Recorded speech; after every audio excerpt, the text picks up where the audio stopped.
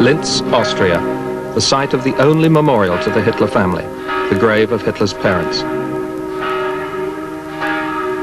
Nothing about his parents or Adolf's early life gave any hint of the extraordinary career that was to come.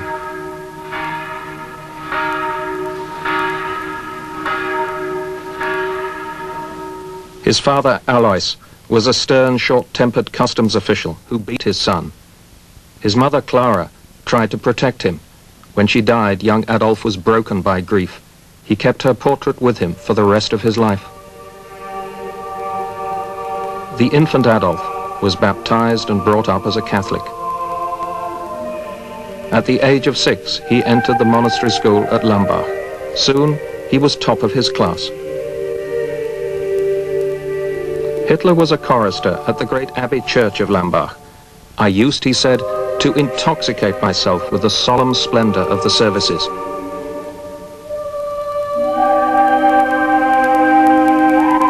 Every day when he sang in the choir, he saw the memorial to an earlier abbot. Above it was an emblem which a quarter of a century later, Hitler was to adopt for the Nazi party, the swastika.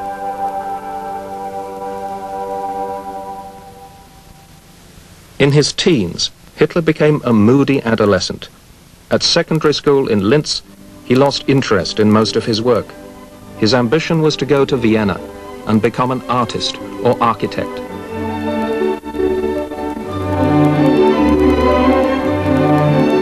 Once there, he produced architectural drawings and watercolors like these, competent, but not good enough to win the place he longed for at the Viennese Academy of Fine Arts.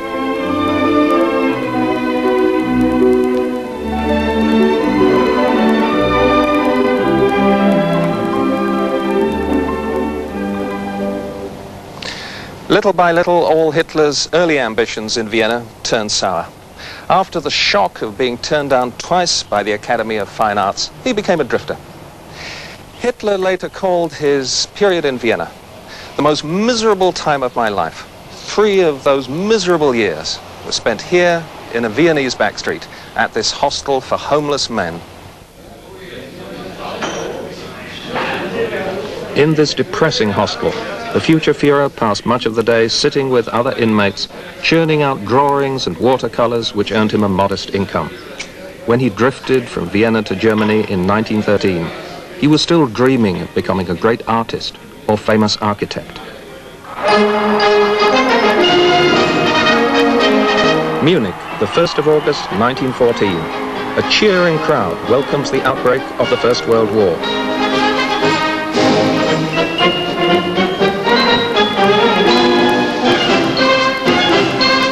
On the right is a photographer, and among the crowd he's photographing is the 25-year-old Adolf Hitler. Now, for the first time, film has been discovered of Hitler at this turning point in his life, as he waits to enlist as a soldier.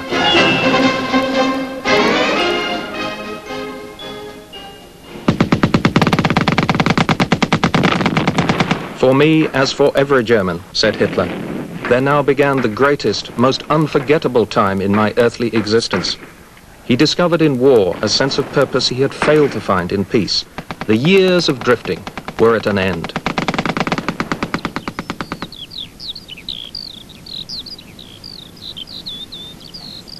When his unit arrived here in the fields of Flanders, he had no doubt that Germany would win a great victory and that his destiny was to take part in it.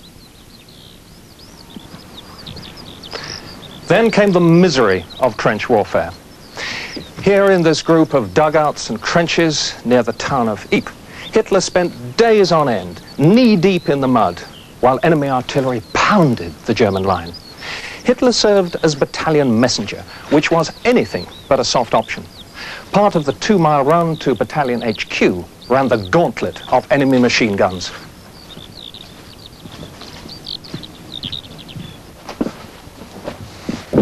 From one of these covered trenches, Hitler wrote to a friend, "I've been risking my life every day, looking death straight in the eye." His commanders tended to agree. Hitler's bravery won him the Iron Cross twice. On one occasion, he captured 4 French soldiers single-handed. The day he received his first Iron Cross was, he said, the happiest day of my life. Fighting opposite Hitler during the last German offensive in 1918 was the future British Prime Minister Anthony Eden. Later, in the 1930s, the two men reminisced together. I had remarked to Hitler that this was nearly the anniversary of the 21st of March, 1918, when the Germans broke through the Fifth Army and very nearly got to the Channel ports. And he said, were you in that battle? So I said, yes. And he said, so was I. Became very eager and talked all about it. And we discovered that we were virtually opposite each other. And on the back of the menu card, we drew our lines. He drew his signed line, I drew mine, with his signature at the bottom, on the other side. And let me tell you, the corporal knew a great deal about that line and where everybody was, much more than I think an average corporal would be expected to know. Until almost the last moment of the war, Hitler kept his faith in a glorious German victory.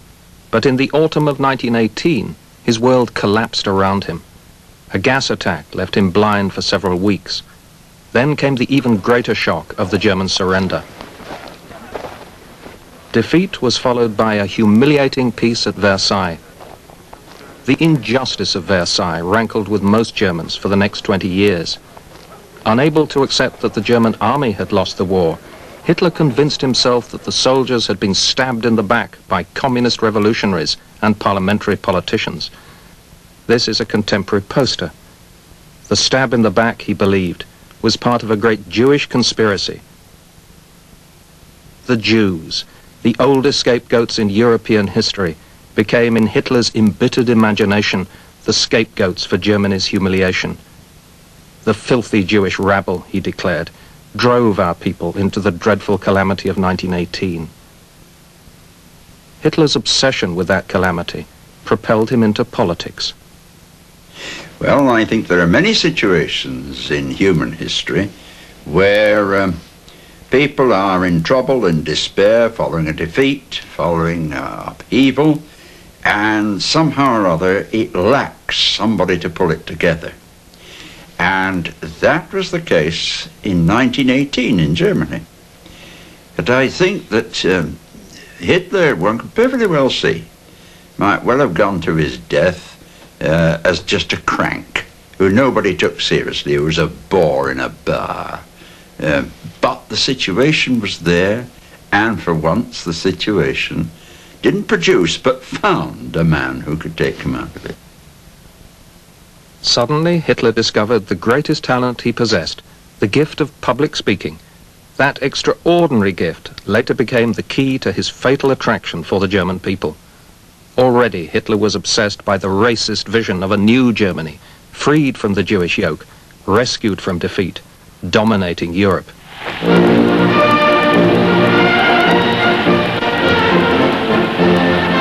He joined a small group of fanatical nationalists in Munich. They became the National Socialist German Workers' Party, or Nazis. In 1921, Hitler became their leader. The first film of the apprentice Führer campaigning shows him as still a rather awkward figure, not yet certain of his role as Germany's messiah.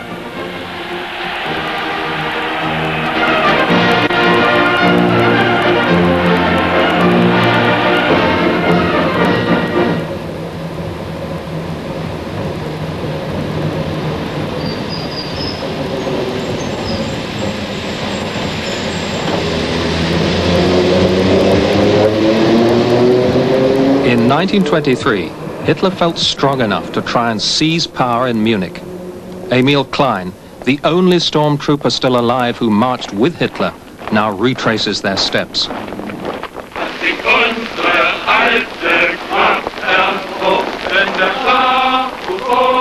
Everything went well until the marchers found armed police blocking their exit from a narrow street. Wir waren noch singend hier die Straße. We were still singing as we marched down the street. And suddenly we heard shots being fired ahead of us. Der Zug hielt. Wir waren sprachlos. The procession stopped. Fanden keine Erklärung. We were speechless and couldn't explain what had happened until word came from the front of the march saying that Hitler was dead. Ich sah Männer I saw men with tears in their eyes. Tränen in den Augen hatten. And I myself was very moved Selber war too, sehr bewegt. and had great difficulty keeping myself under control. Zusammenreißen. Though Hitler in fact survived the hail of bullets, he was arrested and locked in a cell at Landsberg prison. At first he was so depressed he refused to eat. Then his confidence returned as he discovered that the failed uprising had made him a local hero. At the trial, Hitler rounded on his accusers. He told the judges who gave him a prison sentence, "History will tear to tatters the verdict of this court." After the propaganda triumph at his trial, Hitler set out to write the Bible of National Socialism. He dictated much of the text here in his cell to his faithful follower, Rudolf Hess. On Saturday evenings, the other prisoners sat around as Hitler read out the completed chapters to them. The book as a whole dwells on the great obsessions which had come to dominate Hitler's political thought: the Jews, racism, living space for the German people, the evils of communism and parliamentary democracy. But it also includes Hitler's views on a variety of other topics, ranging from boxing to syphilis. Though Hitler was a great speaker, he was an indifferent writer. The amazing appeal Hitler was later to exercise was based not on the turgid prose of Mein Kampf, but on his mastery of the spoken word. After prison, the leader, or Führer as he now called himself, had a new political strategy. Instead of planning another coup, he aimed to win power at the polls.